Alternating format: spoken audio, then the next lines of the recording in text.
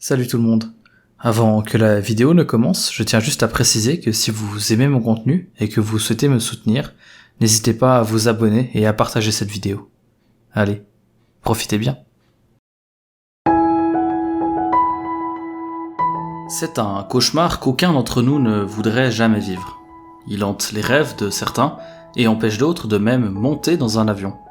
Le crash est probablement, de facto, la pire chose qu'il ne puisse jamais arriver lors d'un vol, et bien qu'extrêmement rare, il arrive quelquefois qu'au détour des pages de votre journal favori, vous tombiez sur un article expliquant comment l'un de ces navires volants est tombé.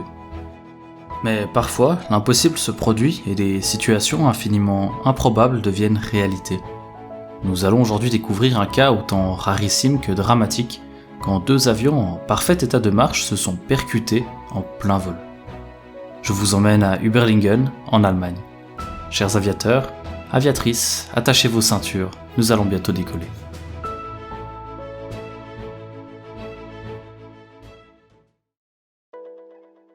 Notre histoire commence à Moscou, en Russie, dans l'aéroport de Domodédovo. Nous sommes le 1er juillet 2002, en début de soirée. Un groupe de 54 enfants chahute gentiment dans le terminal, impatients de monter dans l'avion qui va les emmener en vacances. Récompensés pour leur bon travail scolaire, ils ont gagné un voyage en Espagne pour aller passer les premières semaines de juillet sur les côtes méditerranéennes. Ayant raté leur premier avion, ils attendent le départ d'un vol charter affrété pour l'occasion. L'embarquement se déroule sans accroc, et à 20h48, heure locale, le Tupolev Tu-154M de la compagnie Bashkirian Airlines décolle en direction de Barcelone. Dans le cockpit se trouvent 5 hommes expérimentés. Le commandant de bord, son copilote, le navigateur, le mécanicien navigant et le chef pilote de la compagnie, présents afin d'évaluer les compétences du commandant. L'avion achève sa montée dans le ciel noircissant de la Russie et entame son trajet pour l'Europe de l'Ouest. Tout se passe bien et une atmosphère de vacances règne dans l'avion.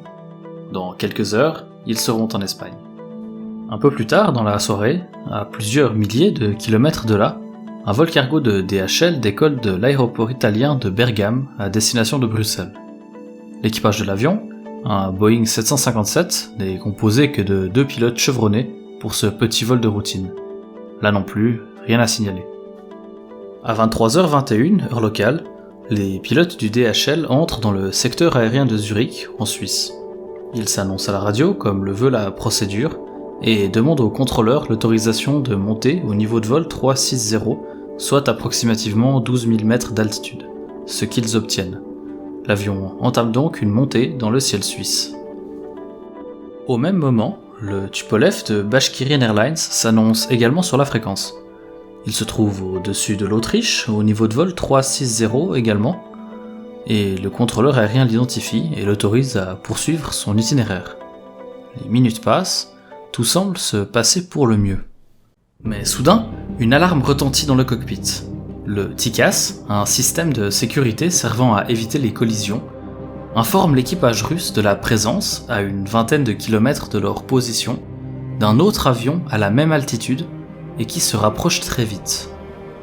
Le contrôleur aérien se manifeste alors et ordonne à l'avion russe de descendre au niveau de vol 350 afin d'éviter la collision. Toutefois, au même moment, le TICAS ordonne à l'avion d'entamer une montée pour passer au-dessus de l'avion DHL. Partagé entre deux ordres, le pilote hésite.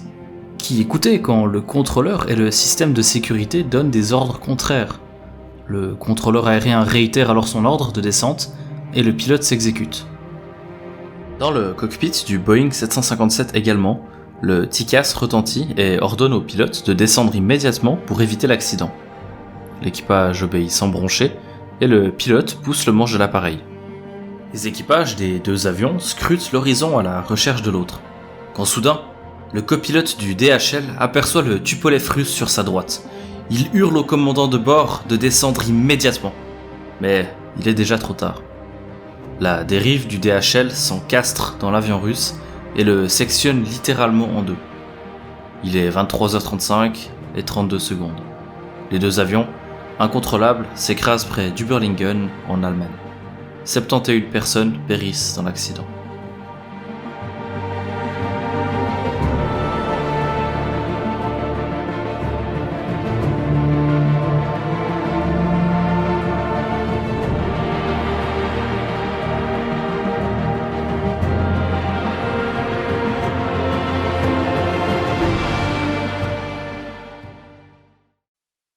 Mais que s'est-il passé? Nous allons ensemble aborder les différents aspects de cet accident afin de se faire une idée sur la nature du problème. Une première question qui peut nous venir à l'esprit est « Mais que faisait le contrôleur aérien? S'il n'a pas vu le conflit entre les deux appareils, c'est bien de sa faute, non ?» Le soir du drame, dans la salle de contrôle aérien de Zurich, deux contrôleurs s'affairent à gérer le trafic au-dessus de l'est de la Suisse et du sud de l'Allemagne. Comme presque chaque nuit, seuls quelques avions survolent le territoire et la charge de travail est très faible. Les aéroports situés dans la zone sont fermés jusqu'au lendemain matin et les quelques appareils présents ne font que passer. L'un des contrôleurs décide alors de partir faire une pause et laisse son collègue gérer seul le ciel de la région. C'est une pratique non réglementaire mais courante et tolérée. L'aiguilleur restant doit alors gérer deux écrans radars en même temps. Seul dans la salle, il reçoit alors la visite du personnel technique qui l'informe que de la maintenance va être faite sur le radar. Cela signifie que certains systèmes de sécurité seront temporairement désactivés pendant la soirée. En outre, les systèmes de téléphone principaux seront également mis hors service pour des contrôles, et il faudra donc utiliser le système secondaire. Aucun problème pour le contrôleur toutefois, car la situation est très calme. Néanmoins, à 23h25, il reçoit l'information comme quoi un vol inattendu s'approche de l'aéroport de Friedrichshafen pour se poser. Il quitte alors son écran pour aller s'installer devant celui de son collègue en pause et saisit son téléphone pour appeler la tour de contrôle de Friedrichshafen afin de les prévenir. Mais l'appel ne passe pas. Se souvenant de la maintenance annoncée par le personnel technique un peu plus tôt, il passe son téléphone en mode auxiliaire et réessaie. Mais là non plus, aucune réponse. Il faut alors se rendre à l'évidence, le système auxiliaire est en panne. Le niveau de stress augmente alors car il doit absolument réussir à contacter la tour de Friedrichshafen, sans quoi il ne pourra pas préparer l'Airbus imprévu pour l'atterrissage. Absorbé par ce problème somme toute préoccupant, il passe plusieurs minutes à chercher des solutions en négligeant le trafic sur l'autre écran radar. Petite parenthèse, le système qu'utilisent les contrôleurs aériens est équipé de plusieurs dispositifs de sécurité afin de prévenir les accidents. L'un d'eux, le STCA, ou Short Term Conflict Alert, est capable de détecter quand deux avions proches présentent un risque de collision. Si deux avions en conflit échappent à la vigilance du contrôleur, une alerte retentira et un signal visuel signalera également le problème à l'aiguilleur. Je ferme la parenthèse. Toutefois, le radar étant en maintenance, ce système est désactivé et le contrôleur, affairé sur son avion imprévu, ne prend donc pas conscience que deux avions sont en conflit dans son espace aérien. En revanche, le STCA se déclenche dans la salle de contrôle de Karlsruhe, en Allemagne, qui est le secteur adjacent à celui de Zurich. Le contrôleur sur place, conscient du conflit et constatant que l'aiguilleur suisse ne réagit pas, tente à maintes reprises de contacter ce dernier par téléphone, mais il ne recevra jamais aucune réponse. Impuissant, il assiste à l'impensable depuis son écran radar. Une petite minute avant la collision, le contrôleur résout enfin son problème en demandant à l'avion imprévu de contacter lui-même Friedrichshafen. Il revient donc à son écran radar et constate le conflit entre l'avion de DHL et celui de Bashkirian Airlines. Aussitôt, il ordonne au pilote russe de descendre au niveau de vol 350 afin de résoudre le conflit. Voyant que ce dernier ne réagit pas, il réitère son ordre. Après ce rappel, l'avion s'exécute enfin et le contrôleur constate sur son écran que les deux appareils sont désormais hors conflit. Ces derniers étant hors de danger, il retourne alors s'occuper de l'Airbus. Sans qu'il ne le sache, c'est le dernier contact qu'il aura avec ses avions. Mais dans ce cas, si le trafic était sécurisé, pourquoi donc le DHL est-il descendu? Pour répondre à cette question, nous allons rapidement nous intéresser au système TICAS. Il s'agit d'un dispositif de sécurité présent dans les avions permettant de détecter et d'éviter les conflits en se basant sur les transpondeurs de ces derniers. Si un avion est détecté comme en trajectoire de conflit avec un autre appareil, une première alerte va se déclencher, le TICAS TA ou Traffic Advisory. Cette dernière informe simplement les pilotes du danger potentiel, mais ceux-ci ne doivent prendre aucune mesure et continuer leur vol selon les instructions des contrôleurs. Cette alerte est plutôt commune, et lorsqu'un avion vole dans un espace aérien bondé, il n'est pas rare qu'elle se déclenche. En revanche, Si l'avion en conflit continue de se rapprocher, le TICAS va lancer une nouvelle alerte nommée TICAS-RA ou Resolution Advisory. Cette fois, le système va alerter les pilotes de la manœuvre à effectuer afin d'éviter l'avion en trajectoire de collision. Par exemple, Climb. Ordonne aux pilotes de monter. Si les deux avions en conflit sont équipés de TICAS, ces derniers vont se synchroniser afin de donner aux deux appareils une manœuvre différente. Ainsi, si l'un des avions se voit recevoir l'ordre de monter, l'autre devra descendre, etc. Selon la réglementation européenne, un pilote doit dans tous les cas se conformer aux instructions du TICAS. Peu importe ce que le contrôleur lui dit, il a la priorité absolue. En outre, le pilote doit informer le contrôleur dès que possible du déclenchement du TICAS-RA, et celui-ci devra laisser les avions gérer eux-mêmes le conflit. Revenons à notre accident.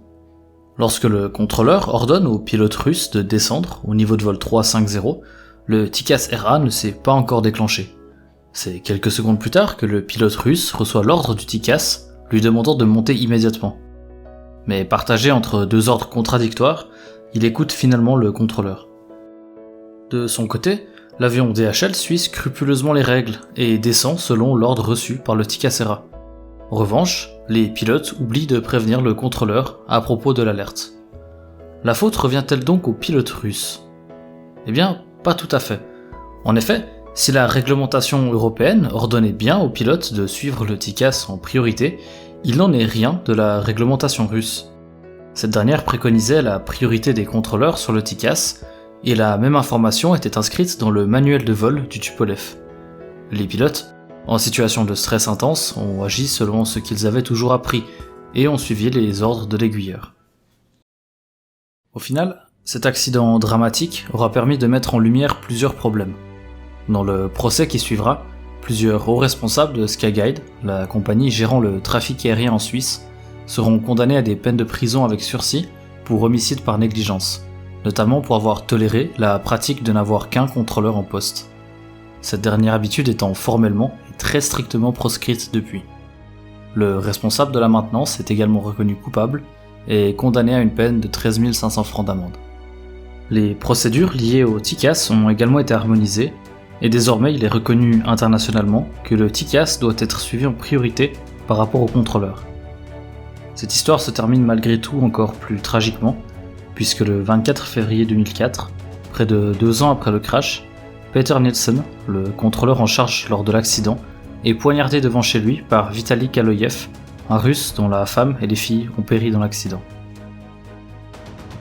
Morale de cette histoire, et peut-être pas celle à laquelle vous vous attendiez, je vous invite à vous méfier. Cette histoire illustre bien le fait qu'un accident n'est quasiment jamais lié aux agissements d'une seule personne, mais bien souvent une succession d'erreurs malheureuses, mais pas forcément graves. Et pour l'opinion publique, c'est très frustrant car cela signifie que personne ne sera condamné à de la prison à vie ou traité comme un criminel. Je ne blâme personne, c'est la nature humaine qui nous fait toujours chercher un coupable à toute situation. Là où je veux en venir, c'est que peu après le crash, alors que l'enquête était toujours en cours, les médias du monde entier ont exposé leurs théories en mettant en avant les coupables selon eux. Premièrement, ce fut les pilotes russes qui furent accusés de ne pas parler anglais et de ne pas avoir su réagir. Puis ce fut le contrôleur qui fut au centre des projecteurs pour avoir mal géré le trafic. Alors, méfiez-vous. Lorsqu'un média désigne un seul coupable à un accident d'une telle ampleur, surtout avant que l'enquête ne soit rendue publique, c'est probablement approximatif, voire même faux. Et pourtant, si vous discutez avec vos proches ou sur internet à propos de cet accident, il est probable que beaucoup désigneront immédiatement les Russes ou le contrôleur comme étant les coupables, et ce en ignorant tout de ce que vous venez d'apprendre dans cette vidéo. N'hésitez pas à partager cette vidéo dès lors que vous verrez quelqu'un parler sans savoir à propos de cette affaire. Et finalement, chers aviateurs, chères aviatrices, gardons en mémoire que pour chaque avion qui s'écrase, ce sont des millions d'autres qui achèvent leur voyage en sécurité grâce à tous ceux qui consacrent leur vie à permettre aux humains de continuer à voler. Allez, bon vol.